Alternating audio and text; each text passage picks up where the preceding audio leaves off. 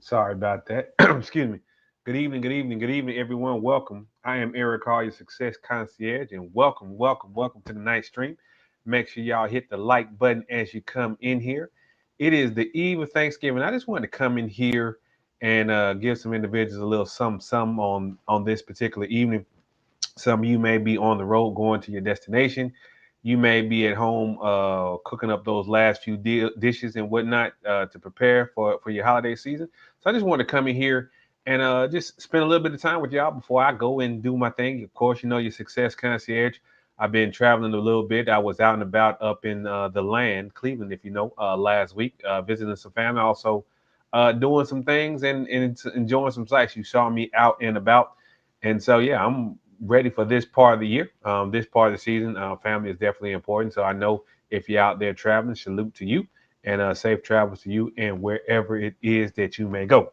Now, so we got our case study this evening, our topic. We're gonna definitely get into that. Let me see what we got going on out here in the chat. Make sure y'all can hear me, y'all can see me. We definitely gonna have a good time this evening. Gonna make it fun for however long that we are there. There's the Cash App on the screen in case you want to support the channel or you want to ask a question. You can do that here or the chat. But what we got going on here? So I was thinking because like we have a young man, case study CEO. He's in the restaurant industry. So I was like, what is a good scent for that? And I came up with this. This is Bond number 9 Shea Bond, right? Clear bottle. This right here. This is a very underrated fragrance. It's a woody, aquatic, like musky type scent. So you can wear that in a number of different settings. You can wear this year round. Ladies, you can kind of pull this off too. This would be more like your evening wear, your lounge wear as well too. But this is definitely signature scent worthy for the mature, distinguished gentleman as well too. If you want to have a touch of class, touch of professionalism, I really like this scent, and I chose this as well too because the individual that we're talking about in the case study, although this is more of a warmer type of scent, he works in the restaurant industry. So sometimes you're in warm kitchens or hot places. So you definitely want to have something like that to make it do what it is that you do. All right. So that's what we got going on our scent for the day. Bond number 9, Shea Bond. And that's what we're rocking this evening. All right. And so, like I said, I am Eric Carr, your success concierge, and what I do is I help individuals and businesses master the ABCDs of image so they can get their desired outcomes. Because you never get a second chance to make a first impression, and when you don't make a good first impression, that opportunity goes away that you didn't want it to go, or that customer leaves your business never to return. So I make it simple. You can connect with me here. You can check me on IG, website coming soon, and we're going to help you achieve your desired outcome. So I work with individuals for theirs, personal development and growth or professional services, as well as for businesses. But yeah, we're going to get into it. Let's see what we got going on here. We're definitely going to go get into the chat. Excuse me, let me take a little sip. It's uh, was traveling a little bit, sinuses messed up. But yeah, so my voice is a little raspy on that as well too. But anyhow, yeah, so we got the topic going on, and I wanted to kind of clarify a couple things as it relates to that because we talked about image over identity. All right. And so when I say identity, I want to clarify this because some people's like, oh, my identity is a number of things. I'm just talking about your physical being, right? Your appearance. All right. Because again, when we talk about a successful or congruent image, it doesn't just consist of appearance, it consists of appearance, behavior, communication, and digital footprint. So if you're so focused on the identity or the appearance, then you're going to lack that authenticity, right? And then that's going to preclude people from wanting to get to know you, getting to see the real you, and understanding who you are, and what you are about. All right. And so, like, there's been some talk about that because we just had an election here in the U.S. There's Kamala Harris versus Donald Trump. Donald Trump, white male. Kamala Harris, Indian, Caucasian, Jamaican, like a whole bunch of things mixed up in there. So you may consider her a person of color. But again, like a lot of like focus was on that versus like the actual outcomes, right?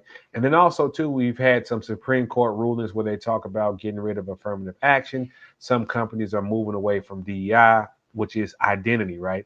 And so, what should we really focus on? Should we focus on the outward appearance, which is definitely important?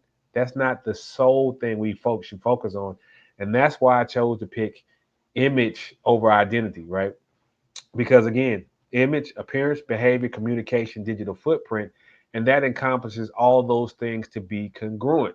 So if you have the appearance but not the congruence, then that's a problem. Just like, okay, tomorrow you're gonna have some football games on. I know always the Cowboys gonna play as well as the Detroit Lions are gonna play. I know they're gonna have a third game. So I can put on a football uniform. I can put on the pads, I can put on the helmet, I can put on the mouthpiece, and I may look the part of a football player, right? I fit in with the guys as well too. But then when it comes time to perform, time to execute, time to know things, I'm going to look out of place. And that's why I said image over identity, because you want to have balance of everything out there. You want to have congruence. So I don't want to just look the part. I want to have the behavior. I have to communicate my skill set and then match all that up as well too. All right. So we're going to go ahead and get into that. Let's see what we got going on into the chat here. Miss Denise Mobley, welcome, and everyone. And let me put this up on the screen here because we got a couple messages that we want to share before we get started. So Miss Denise Mobley, she says, "Help, hello everyone. Excuse me. I hope all is well. May your Thanksgiving be magnificent, and while you give thanks and fill your belly with some delicious food. Hey, I don't see nothing wrong with that. Make sure you walk a little bit, get a little fresh air." So you don't have any lingering effects from that, because eating too much can cause some other issues as well too. And then we got Empire Newers. Welcome, good evening, everyone. So I definitely appreciate y'all tuning in. But yeah, that's what we're gonna do. We're gonna go ahead and get into this case study. I appreciate everyone giving their feedback in the chat.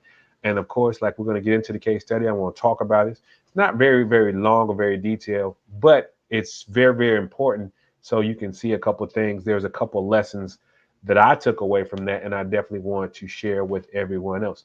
But we're gonna go ahead and get into that. Let me double check a couple of things, make sure my tech is on point, because we know we want to make sure that part is working.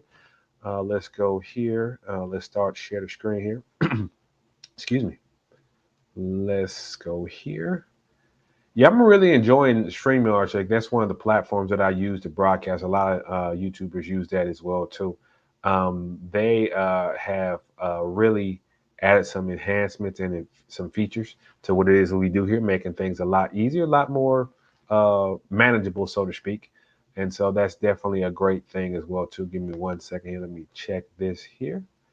Okay, let me share the screen. All right, so y'all can see that. Let's go here.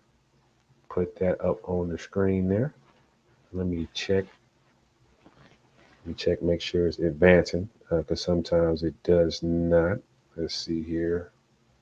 Okay, yeah, it's advancing. All right.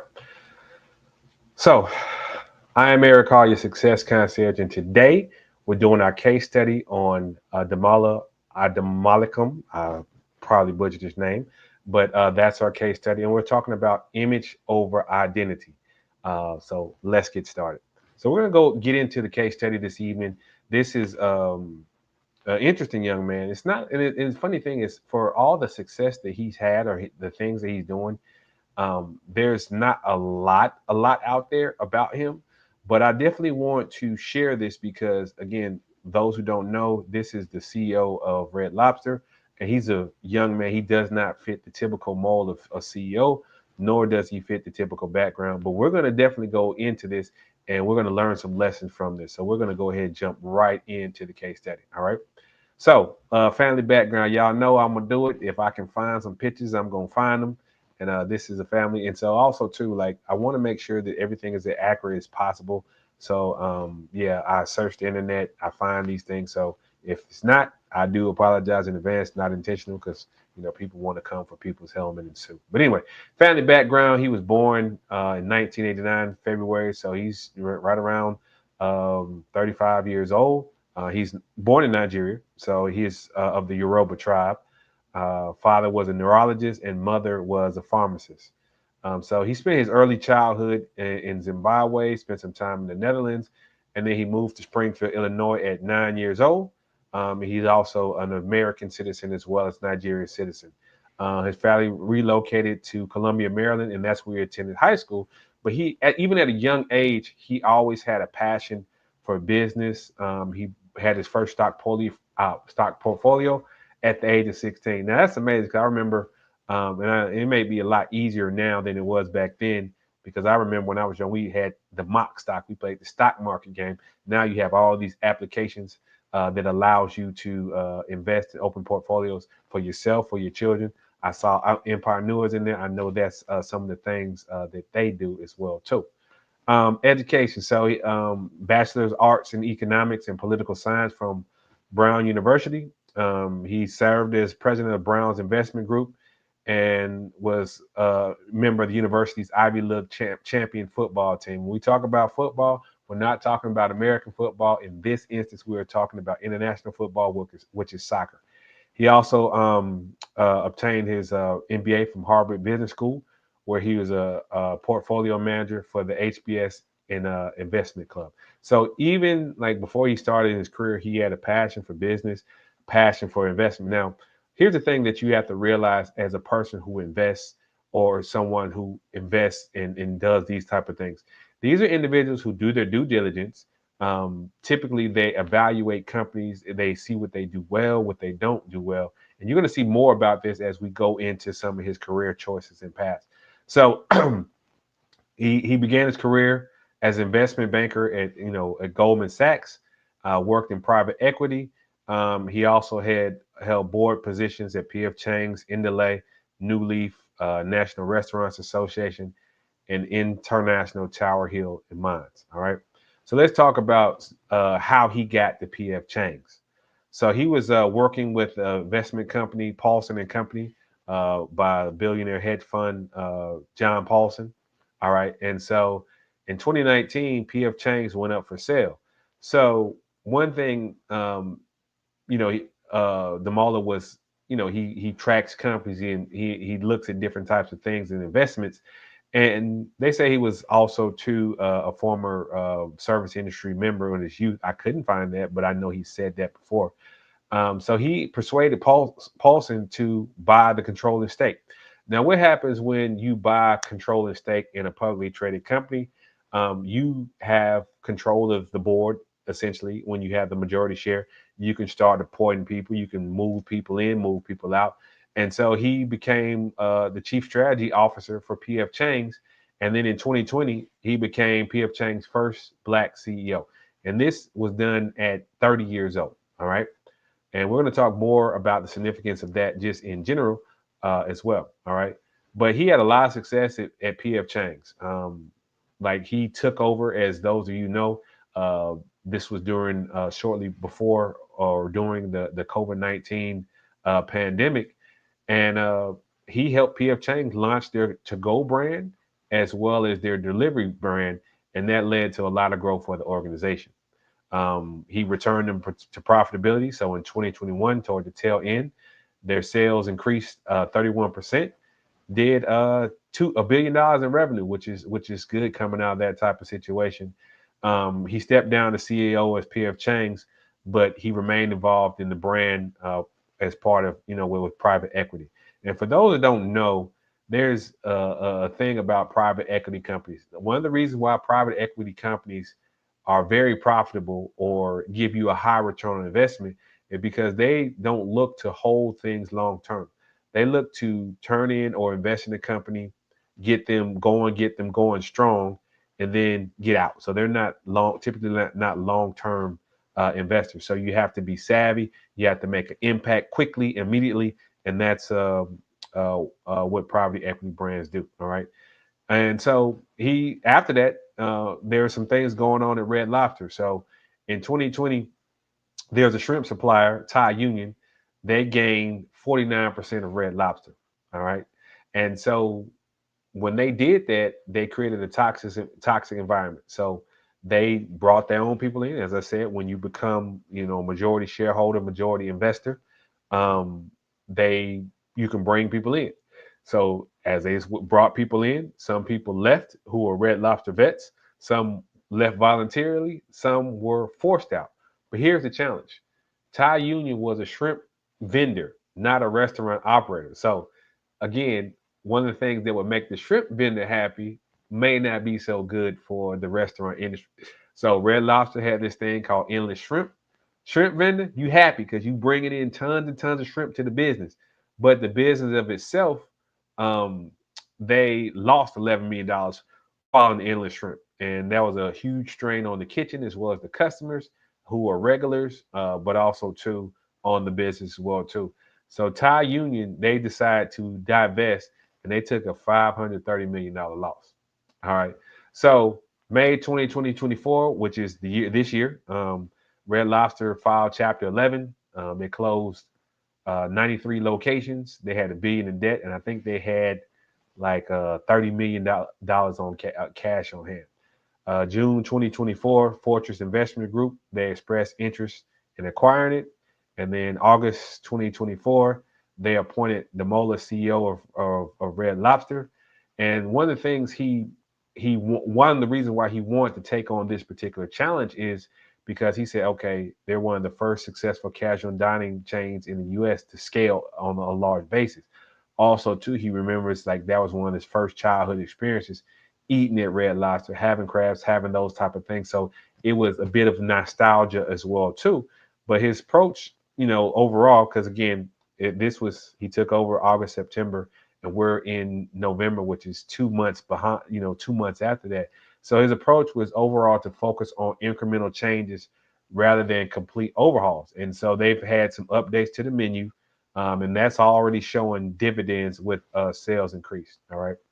So this is some things that ways he approaches things that's helped him be successful. Some of this came from his previous time at PF Chang's as well as Red Lobster. But this is some interesting stuff right here. So he says, "My life is work, and work is my life." All right. So he starts his day at 6 a.m. He reviews reports daily to see things that happened the previous day, as well as how things have been year to date. And then some of his models is there's always a lot of different ways to win in life, but everybody needs to kind of agree on what you're doing. And you don't have to agree with things. If you don't have agreement, things will go south very, very quickly. So he is like, although he has this particular attitude of like work, work, work, work, work, he also understands not everyone is going to be like that. And he wants to get individuals to buy in. All right. And so one of the things he wanted to do with Red Lobster, which he's working on, is focus on improving the service, tightening up the menu, making the dining rooms a little bit better. Because again, they've been around a long, long time, and so they could use an overhaul. And a couple other things he looked at, like 40% of the customers are over 55. They like flounder, so he's going to keep that on the menu. But he wants to have some appeal to younger diners. They like other restaurants, Olive Garden, which is a competitor of theirs. And so he wants to add a little spark, sizzle to the dishes, so to speak, and also improve the service as well. Now, it's been a while since I've been to Red Lobster, and I guess I was one of those people who did have the endless shrimp. It's been multiple years since I've done that. But let's look at his career profile. I mean, he started off as a summer analyst in June 2009 with Goldman Sachs, and then he got into investment banking a couple years later. Worked for TPC Private Equity. This was July 2013 to 2015, and then December, 2016 to June 2016, excuse me, to December 2023. Worked for Paulson and Company. February 2019, he became the CEO of PF Chang's. That was until December 2023. And then he's been part of Garrett Station Partners. And then just recently, August, September, he is the CEO of Red Lobster. This came actually directly from his LinkedIn profile. But he's got a couple awards and recognitions as well, too. CEO of the Year in the food and beverage industry, hospitality, travel, recreation leader, the Globee Gold Awards, transformational leader, CEO Rising Star, and as well as in earlier this year, Fortune 100 Most Powerful People. Personal life, it doesn't really, like I said, get into what he does because he actually keeps a lot of his stuff private, which is atypical of a young individual. But he's married. They have a strong supportive bond, and he enjoys sports. That's kind of what I was able to see and determine based on that right there. But let's talk about why we talk about, like I use the adage image over identity, right? Because when you look at the CEO, right, especially of a Fortune 500 company, the average age is 59. All right. Overall, various CEOs of other countries, other companies, average age is 51. So he's about 20 years off that when he started. And also, 16% studied business, which he kind of did. He studied economics. But then this is an industry, well, at least here in the United States, where the majority is white. Now, I'm using Fortune 500 companies or already established companies because if you start your own company, which we see a lot more and more, you're going to have a bigger variety of that. And because you put in the sweat equity, you're going to be the one who controls that. But I'm just talking about the typical journey to be a CEO. So take that into account. All right. And then just look at the appearance. I mean, he looks nothing like the typical CEO. One, he's foreign born, although he was raised here since 9. He's not 50, he's 30 when he became a CEO. Now he's 35, and he's a young black male. All right. So what has allowed him to be successful is focusing on other attributes of that. All right. And so this is style personality. He's more corporate slash preppy.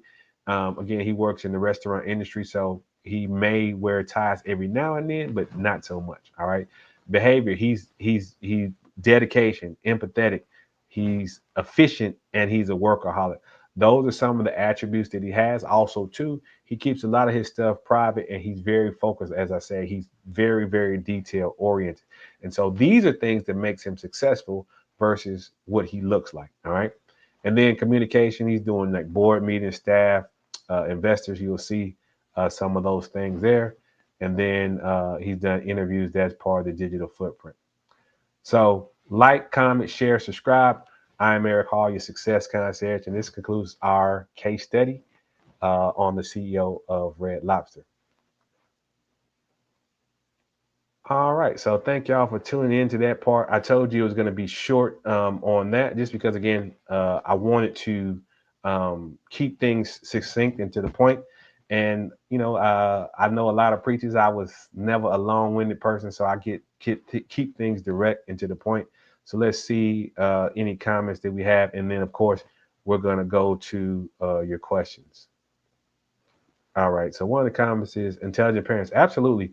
Um, Here's the thing: like, parents have a very, very important role in shaping how things are with your children, whether you're active, whether you're not involved, and then even from a skill set standpoint, putting them in contact with people who have a lot of skills. I know people who are business individuals, but they have children who want to be in medical or they want to be in tech, so they put their children in those type of environments and encourage that type of growth and learning. So absolutely, that's definitely a great comment as well too.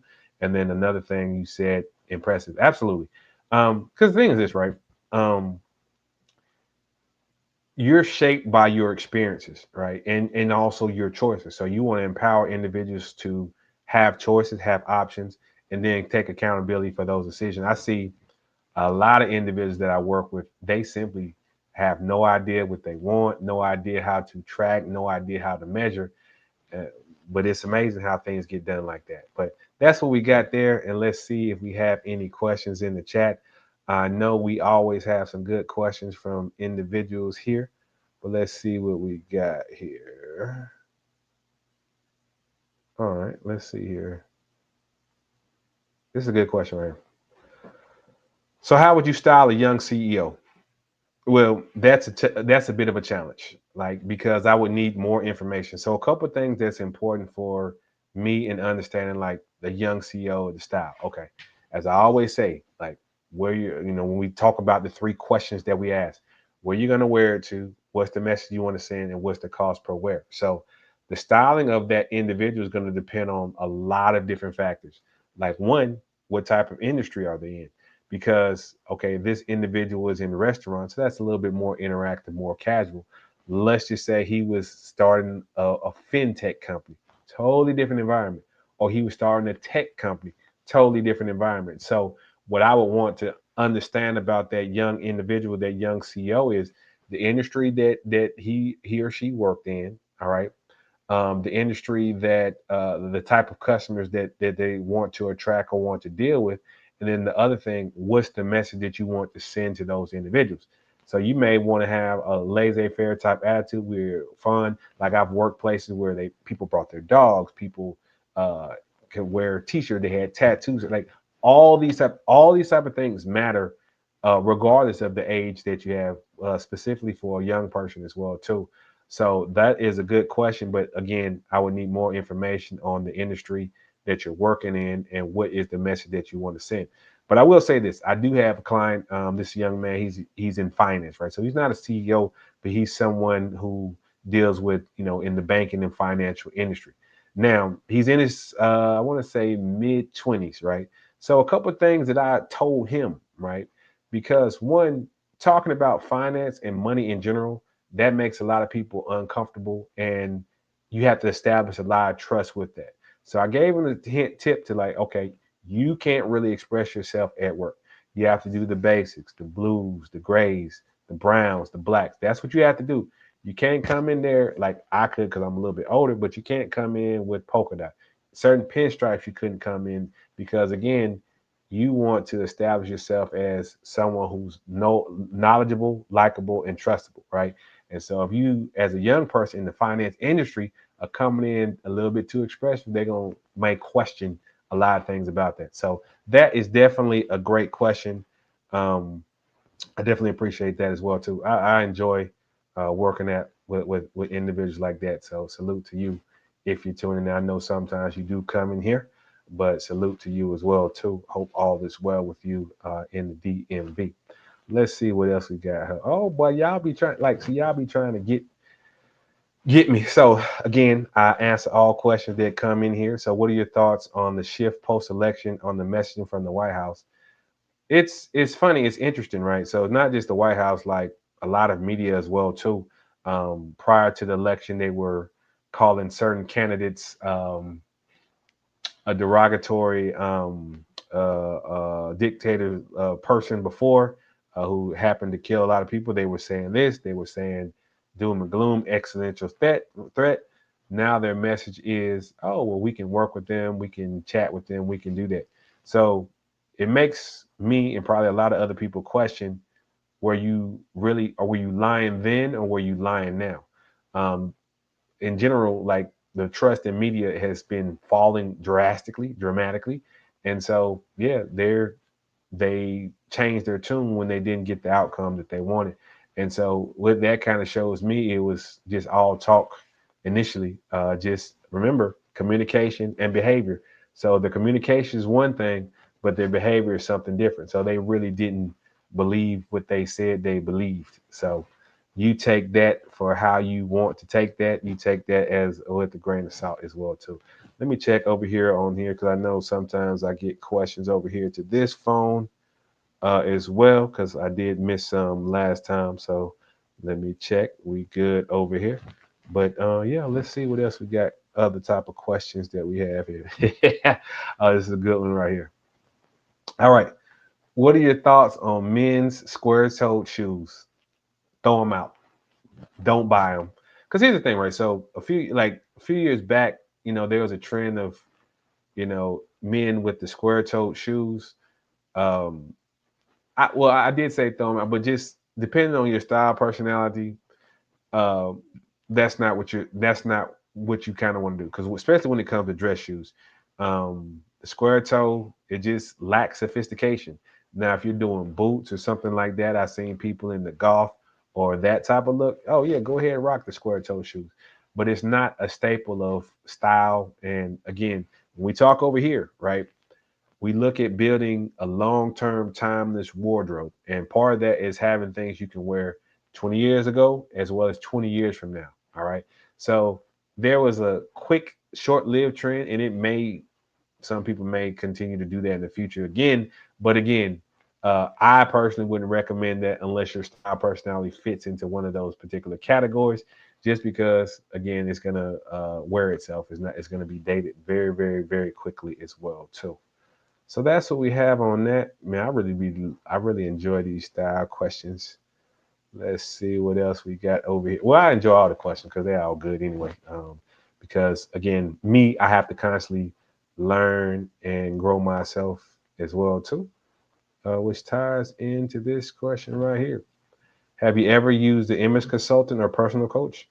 Absolutely, and I still do. All right. So here's the thing: iron sharpens iron, and there's always someone who has a skill set better than yours. They can turn years into decades into days. Is one of the great Tony Robbins used to say.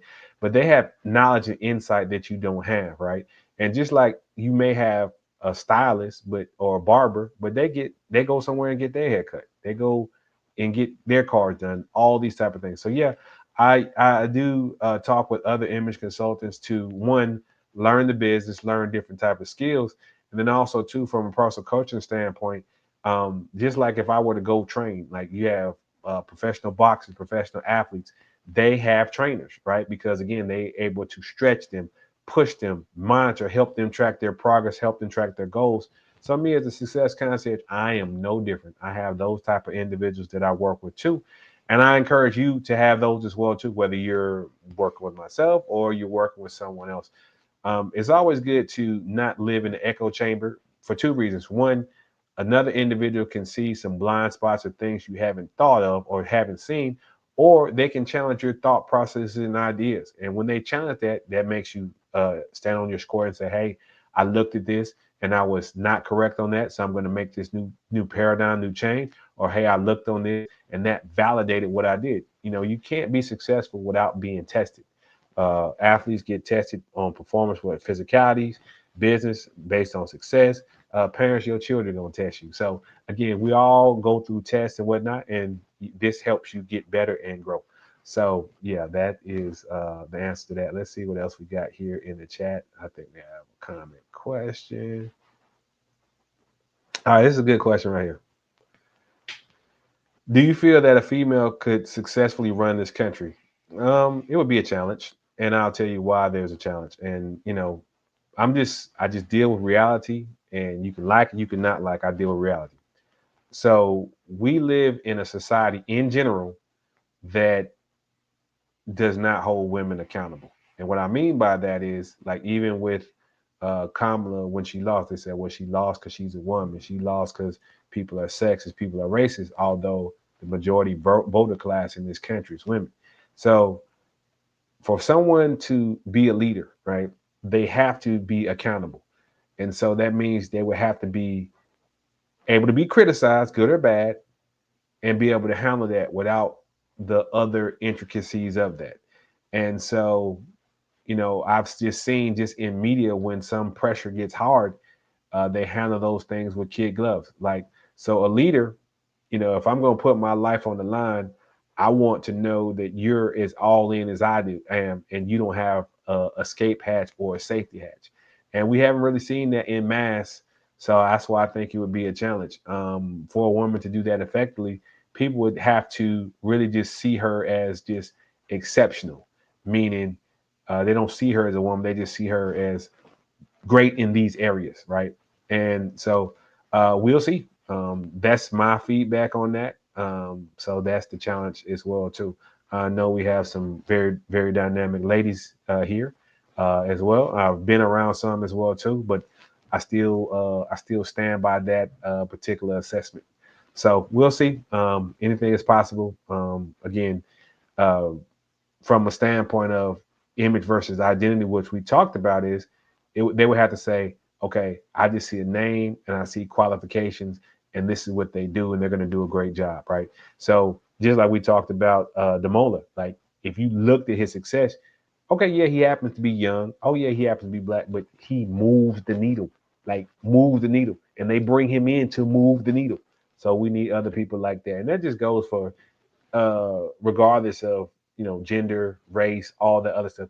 Can you effectively get people to buy into your vision and your messaging? And that's what you have to do. So we'll see. I think it's a tough road to tough hill to climb, but it is what it is. All right, but definitely a good question. Let's see what else we got here. All right, let's see here. Let's see. I saw some stuff. Okay, hold on. These questions. Speaking of which, okay, how would you style a female executive? Again, it goes back. It goes back to what we talked about earlier. It would really depend on her age, her career, her excuse me, her age, her career, her profession, and what is the message that you want to send. I would style a realtor, a female executive in the real estate. I would style her totally different than I would style a female executive lawyer, right? Because let's look at two things, right? Realtor, you want to show confidence, you want to show trust, you want to show relatability, right? Because those are things that help people buy, right? If she a lawyer, We want to show that she gonna come in and take no prisoners. So it's two totally different messages. It's interesting you asked that because I had a client recently that is a lawyer, and we were doing some shopping, doing some things, and I said, it is funny. I was like, yeah, this is what you wear when you go to, deliver bad news or fire someone or cut somebody's water off contract. And we had a good joke and laugh about that. But again, it's all about the message that you want to send as well as the industry. And also, too, if a woman's in tech, woman's in finance, like the appearance is going to be totally, totally, totally different, right? It's interesting because you see, even in politics, most of the women they wear pantsuits. I think pretty much all. Yeah, you do have some that wear dresses or skirts, but like a lot of them wear pantsuits. Kamala wears pantsuits. Pelosi wears pantsuits as well too. So two of the most powerful women, that's what they wear. So again, it's definitely going to depend on the industry as well as I said, the questions that we want to send. What is the where you're going to wear it to? What's the message that you want to send, and then of course the cost per wear. But again, what's the message you want to send? All right, y'all been coming with the political questions as well too, which I don't mind because I take it from a non-emotional standpoint. How do you feel about all the political infighting and finger pointing? Well, that will happen when you lose. When you don't win, you question everything, right? Winning cures everything. Like we talk about sports, right? So a sports team, they can have a whole bunch of players, and some play a lot, some don't play as much, but they okay with winning, right? But then when they don't win, they be like, oh, well, I should have played more. They should have played less. We should have ran this play. We should have ran that play. It's always going to be some second guessing as it relates to that, but such is life. That's what you have to do as it relates to that. So we're gonna see all that. We'll see how long it's gonna last, but you can't wallow in that. You got to come up with a solution to do that, right? And they have not put me on the payroll, so and I ultimately I don't know what they really want anyway. I don't know what their outcome is other than winning, but beyond that, I would have to know. So that is part of that. But you got a lot of people, again, as I did in my other talk about, media losing influence and those type of things. It's like, okay, you're not your message is not resonating. People are not listening to you, whether it's from a political standpoint or even some of the other things like news stations. Their ratings are down. Like they're talking about selling MSNBC, CNN may be for sale, and then you have NBA ratings are down. So something about your messaging is not resonating with audiences. So go back to the drawing board. Who is your target audience? Who do you trying to really, really reach, and what's important to them? And give them what they want and what they need. So that is that right there. Yep. All right. Another interesting question here. What are your thoughts? What are your thoughts on the Jake Paul Mike Tyson fight? I was actually able to see it as well too. I watched it. I felt like the women fighting before them were a bit more entertaining, but it was business. Both of those individuals did what they had to do to protect their business interests. So Mike Tyson at the end, he said he may fight again.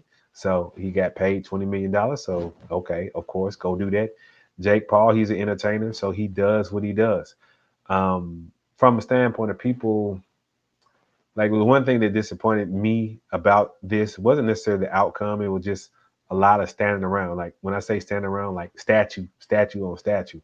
But again, these people, they're entertainers, they're business people. And so I'm of the mindset, especially as it relates to these type of things. I know Mike Tyson is up in age. We saw him fight Holyfield a while back. We saw him fight Roy Jones. As long as it's not a health issue, meaning like, you know, a lot of these fights, you have to have a license. And part of getting a license is you're examined by a medical professional. They have standards and whatnot that you need to meet. And as long as you meet the same standards at 58 that they would require someone at 28 or 18 to meet, then I'm fine with that. And then people have to decide, is that something they want to see? Like they want to see Mike Tyson and Jake Paul. They may not want to see me get out there, so they won't pay any money. So if people still gonna pay their money, then that's what's gonna happen. So that's my thoughts on that. So yeah, let's see what we got going on over here. All right. All right, let's see. We got another question here. All right.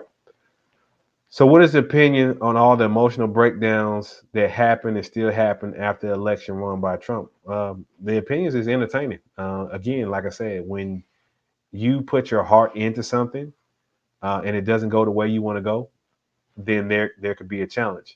Now, as far as the other emotional outbreaks, I don't. It's not helping, right? But like they always talk about, there's the stages of grief. So maybe they're going through those stages. But at the end of the day, you got to go out and produce. You got to go out and be productive. I think back to when I was young, and I played sports, and sometimes I didn't win, and the game didn't go the way I wanted to go. I might have I blamed coaches. I blamed teammates. I've been upset. I've cried, right? But after that, I say, okay, now that that's over, now that that's done, I got to figure out what I need to do to win. And some of these people, they may have these emotional outbursts because they say, oh, my money's going away, my influence is going away. And we go back to the original topic, image versus identity. Was your money, was your image, was all those things based on an illusion or based on your true character, right? Because again, if you're someone who can talk, you're someone who can speak, you're someone who can sing, you're someone you can entertain, then you're going to be fine, right? The reason why Millie Vanilli disappeared is because them brothers couldn't sing. They lip sync and they were full gazy. But when they got exposed, then they couldn't continue on, right? And then there's other people who've had good movies, bad movies, but they bounce back because they rework on their talent. They keep doing those things. So all these people have these emotional outbursts. What's really kept you in position? Was it identity or was it image? If it's identity, yeah, you may cry, gnash your teeth, and have those challenges. But what you gonna do about it? Because as we all know, the world doesn't owe you or me understanding, and they're not gonna have sympathy for you. So again, what's your next move? So that's what I say to those individuals. And then at the end of the day, whether you have to figure out how you're going to win, regardless of who's there, what's there. No one knew COVID was coming. Well, uh, again, the majority of people didn't know COVID was coming. I'll just say that. And there are some businesses that did well through those challenges, and there are some businesses that didn't, right? And we may have another natural disaster. I mean, we've had Katrina in New Orleans, we've had fires, we've had all these other things that may have been unexpected. But okay, if you gonna cry or you gonna fight, right? So again, these emotional outbursts, how are they helping you get closer to your desired outcome, right? If you want to have your pity party, okay, people may tune in for a little bit, but you keep crying, you're gonna be like the boy who cried wolf. You're just gonna be on Tone ears, and then when the wolf really come, the sheep gonna get eaten. So that is that there. But yeah, that's definitely a good question as well. Let's see what else we got right here. This was a question that I got asked earlier this week, but I'll share it here.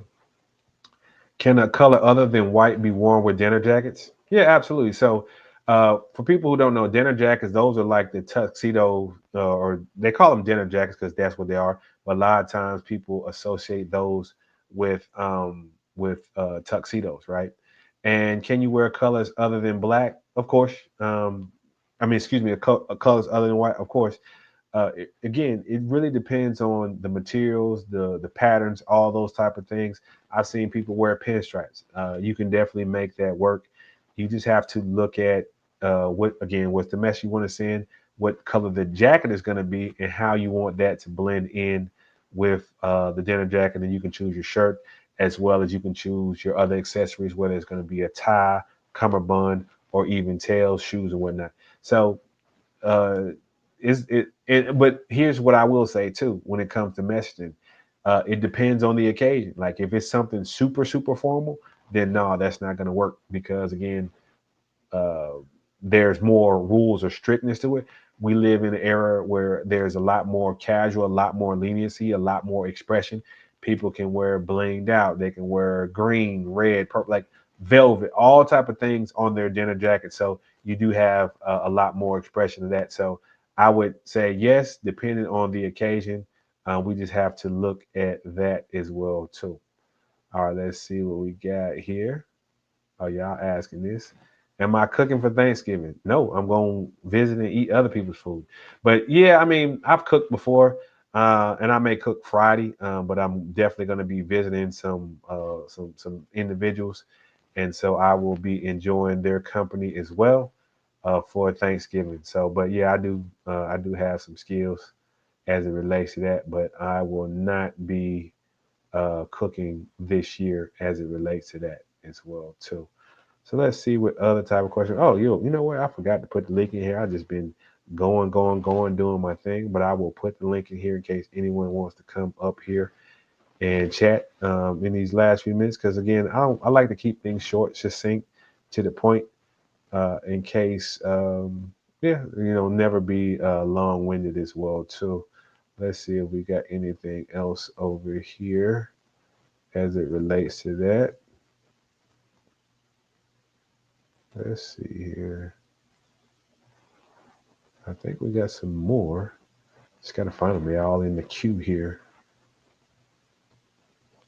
Let's see here what we got.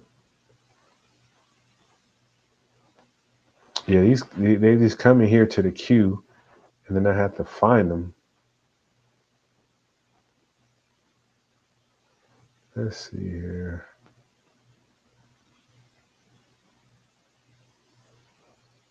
All right, we may. I thought I saw some earlier. Okay, we'll ask this one here. Oh, sorry. Let me scroll back down. All right. Would you ever start or do a sports channel? Probably not. I mean, I have a passion for sports.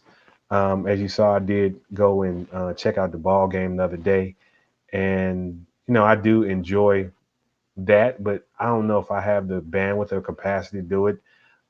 Sports that requires a lot of time watching and doing it. I do have a passion for breaking down film, so maybe on a scenario type basis like that, or I may appear on a sports channel. I have done that a couple times in the past as well too, just because I like the dialogue, I like the conversation, I like the interaction.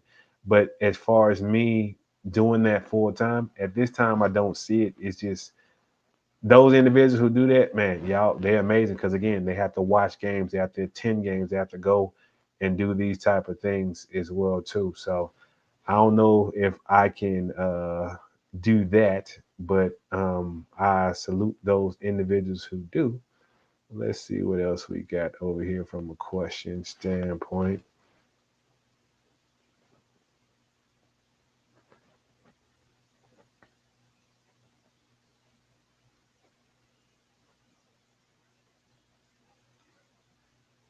Okay, this is a good one right here. Let's see.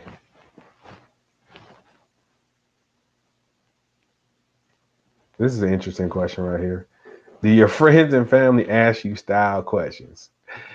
Yes, all of the time. And the funny thing is, I have to give caveat for that because I remember I was doing a family event. This was earlier this year, and my dad asked me, "How does he look?" Right, and so I said, "Okay, are you asking me as a son or are you asking me as a professional?" Because my answer is going to be different. Same is true if you ask me a business question. Are you asking me as a supportive friend who wants to see you do well, and or are you asking me as someone who is a professional, right? Because my answer is going to vary.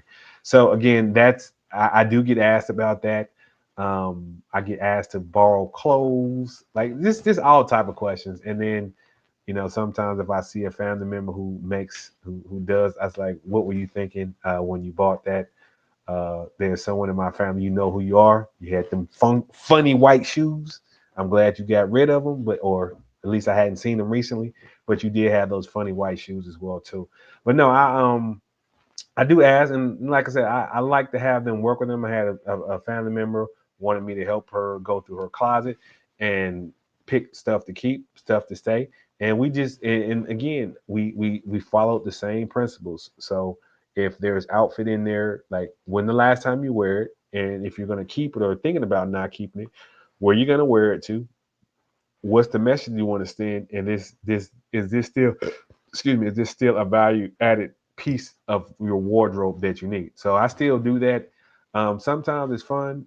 Sometimes it's like, okay, sometimes I want to just relax a little bit, but I love them just the same. And they do ask me those questions as well, too. So that is another interesting question as well. Let's see. We got one more.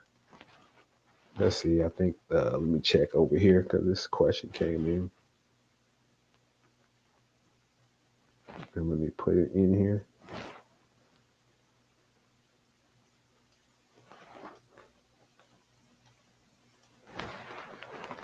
All right, so let's pull this question up here. It came from over here. Let me see this right here. So, why do you think the Cavs are the number one team? So, to this date right here, we're on November 27, 2024. I think the Cavs have the best record in the NBA still. They're 17-1, 18-1. From that particular perspective, a couple of things I noticed about the Cavs. Cavs have a star in Donovan Mitchell, and the game I intended, they blew out. Who did they blow out? They blew out the Pelicans, who was missing Zion and Brandon Ingram, but they blew them out. But the, Donovan Mitchell played 19 minutes, so he wasn't in there a long time. They play very, very good defense. They get on the offensive glass. They're long. They have a lot of ball movement. So even though he's a very talented star, the ball doesn't stagnate and sit in one person. And they have a lot of movement and they get after it on defense, which is a lot of principles that some old school teams do. So that's why they're the number one team so far. So again, we're maybe a quarter of the way through the season, just about 20 game mark, and they have to continue to stay healthy. They have to continue to, perform well. So that's yet to be seen. But those are some of the things that I noticed just watching them and watching in person, uh, what they do great as a team. So that is a good question as well, too. So, yep, let's see what else we got here. I think we covered everything. So, yeah, again, image over identity. Identity will get you in the door, but it won't keep you there.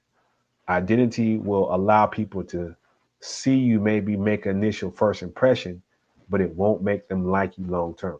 So we want to focus on the other components of that as well too. I think we got another comment in the chat. So we continue to be successful. Okay, let's see here. Let's see what we got here.